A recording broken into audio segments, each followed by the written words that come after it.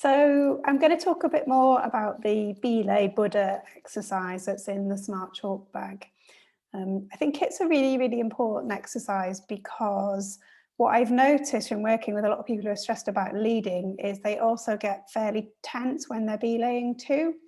And there's quite a lot of things about the whole mechanics of belaying which I think can really contribute to that stress. So if you remember the anxiety cycle, you'll know that what you have linked are physical sensations of anxiety, thoughts, the feelings, and also the behaviors and so on. And that's linked in a great big cycle.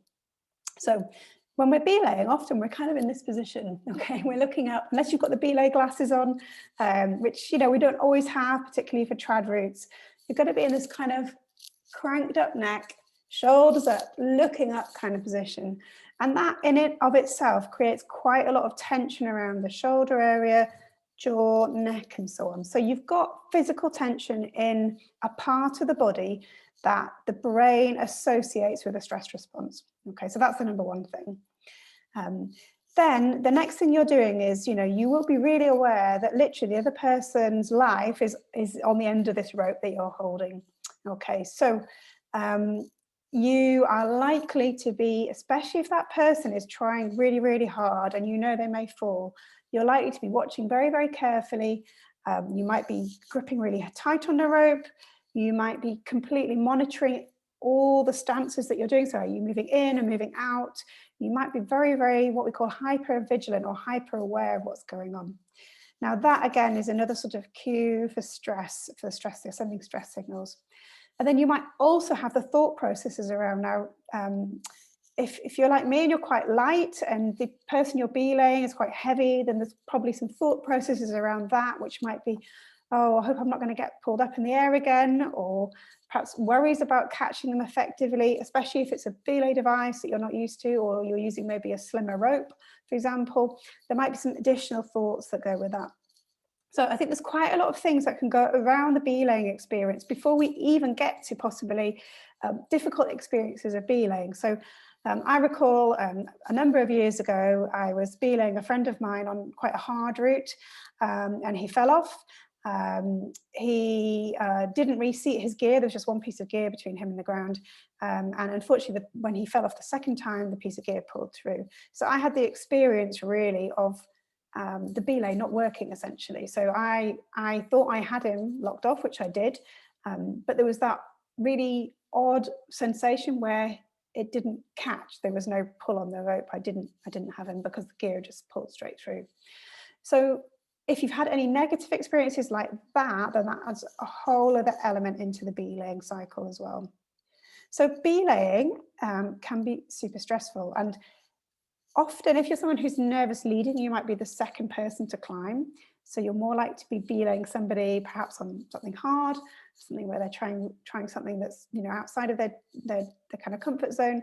They might be getting very stressed themselves. And I think if we are belaying somebody who's experiencing high levels of stress, we know that anxiety is kind of catching in a sense. So we're a social animal. We're going to pick up and feel their anxiety as if it was our own as well. So, you know, and you might have noticed this if you've ever watched kind of films like On Site or whatever, where people are really struggling to kind of stay on the rock and they think they're going to fall, then you can pick up those feelings yourself.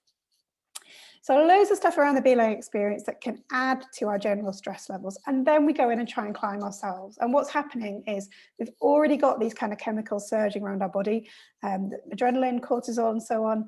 Our arousal levels are already up high.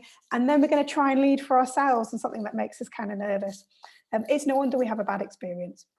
So what can you do about it? And I think this is where the Belay Buddha exercise is a really, really important practice for you as part of the Smart Chalk Bag training exercises.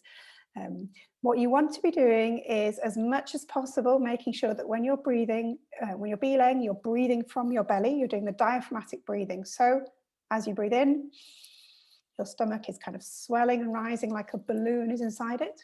And as you breathe out, you're keeping nice and relaxed in the face and jaw. And, you know, the stomach is kind of shrinking down like a balloon deflating. So that's your diaphragmatic breathing. You're also going to watch for this tense neck and shoulders. So I would suggest that you do a kind of shortened version of the progressive muscle relaxation. So you can raise your shoulders up to your ears and drop them, and do that a number of times when you're belaying. Okay, so it's increasing the tension so that we feel it, and then releasing that tension. And that's more effective than just trying to drop the shoulders. You also want to do the same with the kind of the neck, and also with the jaw and the face. You might also want to think about hands as well. Are you over gripping on the rope? So obviously you need to have the bottom rope, and make sure you've always got hold of that, but are you over gripping on it? So again, tensing and just relaxing the grip slightly. You can also use the soles of the feet practice as well here, grounding sort of technique, a mindfulness type technique, where again, while you're belaying, you can be pushing your feet firmly into the floor. You can be feeling the contact of the points of your feet on the floor, and where almost like the floor is pushing back up at you, and that will help you to feel really grounded. What you want to watch for that is that you're still able to give a soft catch if someone does fall off. So being responsive with that as well, so knees bent, but you can be still feeling your feet on the floor. It doesn't mean that you're fixed to the floor, if that makes sense. And then in terms of thoughts, that's the tricky one, isn't it? And I think the temptation is always to try not to think about things, but I would encourage you to try to just observe those thoughts. They are just thoughts, they're not reality. You might be worrying about catching someone or worrying about them falling off, but if it hasn't yet happened, then right now things are okay. So trying to use some of the thought techniques, such as I'm having some thoughts that I'm not going to be able to catch this person. I'm having some worries about them falling off. So I'm having gives a bit of a separation away from the thought itself. And you could even try, like, I notice I'm having some thoughts. So that's a second sort of level of separation between you, the core you, the one that's observing, and the thoughts themselves. So with thoughts, we're often wanting to try to step back from them, to observe them a little bit, rather than being so absorbed by them that we believe they're true and happening right here and right now. The thoughts, after all, they're just words, and words are just letters, and letters are just noises. And I think it's trying to see them for what they are. That's helpful in this context, so stepping back from them. Okay, I hope that's really helpful. Bit of context about the Belay Buddha exercise. I'd love to know about your thoughts on Belay stress, whether that's something you've noticed or you think might be affecting you. And also if you've tried this exercise in the past, perhaps. A lot of you won't be climbing at the moment, but I think it's one of the first things to consider when we go back to climbing, because everything will feel unfamiliar, and that will include as well belaying. So maybe a bit of skills fade on that. There might be some anxiety around that. So being really clear with yourself about, actually, I'm going to make sure that I use the belly breathing, I tense and release my muscles, and I perhaps ground through the feet. And then also that you create a nice transition point between you belaying and you climbing. And a temptation, again, is always to jump straight on, make the most of the session, but you're not making the most of the session if you're starting your climb off quite stressed. So something, a walk around the wall, some light stretching, a couple of minutes of just breathing, mindful breathing, something to create the separation between being on duty as a belayer and being very vigilant, and becoming a lead climber, going into your leading feeling as relaxed as you possibly can. Okay, let me know how you get on. Bye.